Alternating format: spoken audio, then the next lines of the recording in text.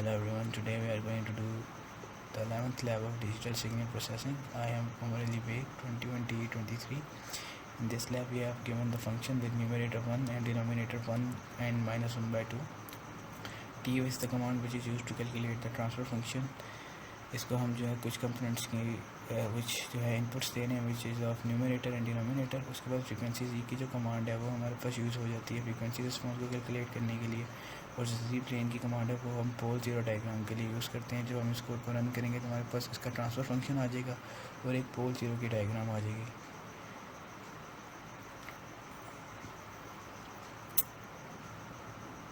So this is the pole 0 plot. We have 1 0 at 0 and we have one pole at 0.5. When we close this, we have the transfer function 1 over 1 minus 0.5 raised to the power z minus 1. Now move into the task 2. We have nothing on numerator, so that means we have 1 in the numerator, and we have the denominator 1 minus 1 3 and minus 5 by 3.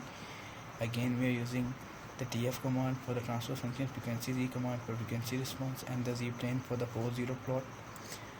So when we run this code, we have the output of the pole 0 diagram and the transfer function of that signal. So this is the pole 0 plot. We have 1 0 at 0, one pole at 1.5, and there are two poles which are outside the unit circle, so this system will be unstable.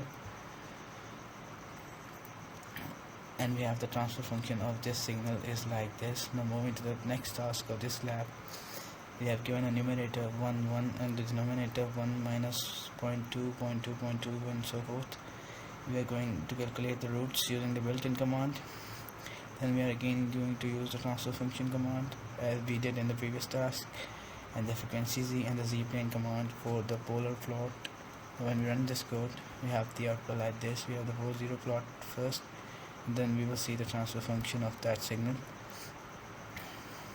So here you can see the pole 0 plot. We have multiple zeros and poles, one at 0, 1 0 exists at 0 and one at minus 1, and there are poles which exist at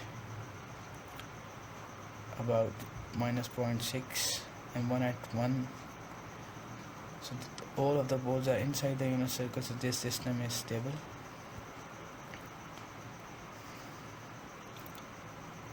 And we have the transfer function of that signal like this. Now moving to the next task of this lab, we have the numerator 1, denominator 1 and 1 by 2. Same three commands as we are using in the previous task we are going to use again for the polar plots.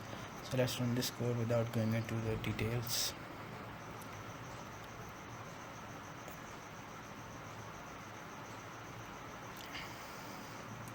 This is the pole 0 plot.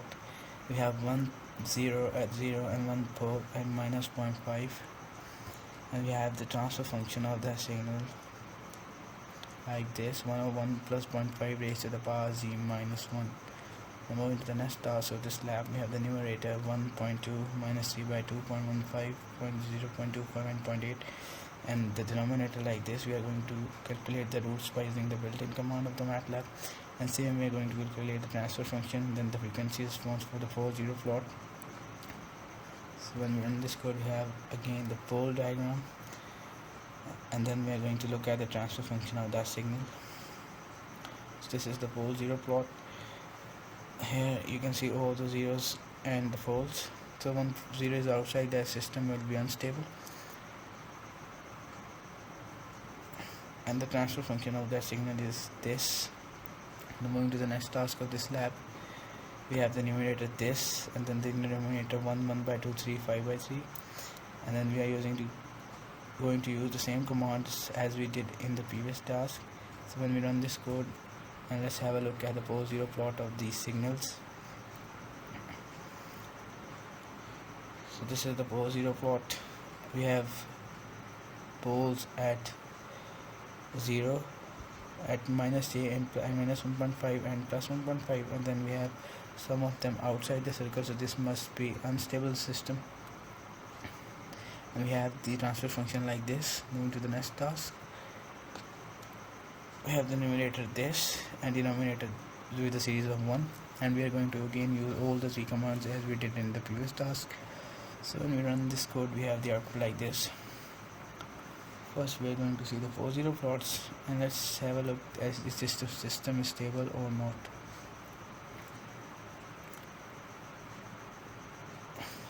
So this is the 4-0 plot. As we can see, there are some zeros outside the unit circle. So this system might be stable as the location of poles are inside the unit circle or on the unit circle. The transfer function of that signal is like this. Moving to the next task of this lab, we have given these function with numerator 1, 1, 1, minus 1 and minus 1, and the denominator is a series of 1. We are going to use again all these three commands, and when we run this code, we have the 4-0 plot.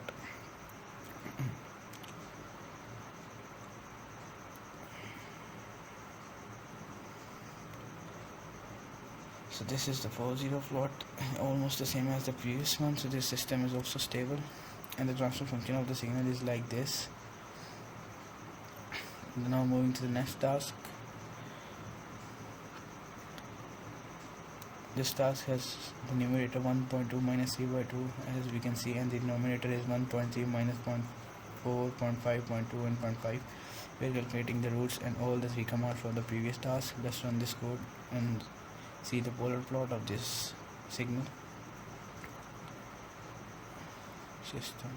So this is the 4-0 diagram of the system. So the system is stable according to the 4-0 plot. Now moving to the next task, we have the numerator this, denominator this. Again we are going to do the same thing. So let's run this code and see the system is stable or not.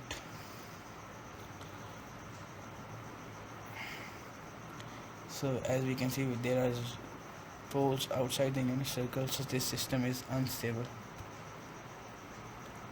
Now moving to the next task, we have the transfer function of the signal is like this.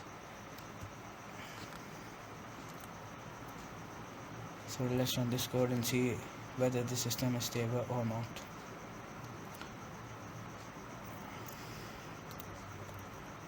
This system is unstable. As we can see from the polar plot, there are some poles outside the unit circle. So this system is unstable according to the 4-0 plot. I'm moving to the last task of this lab. Let's run the system and see whether it is stable or not.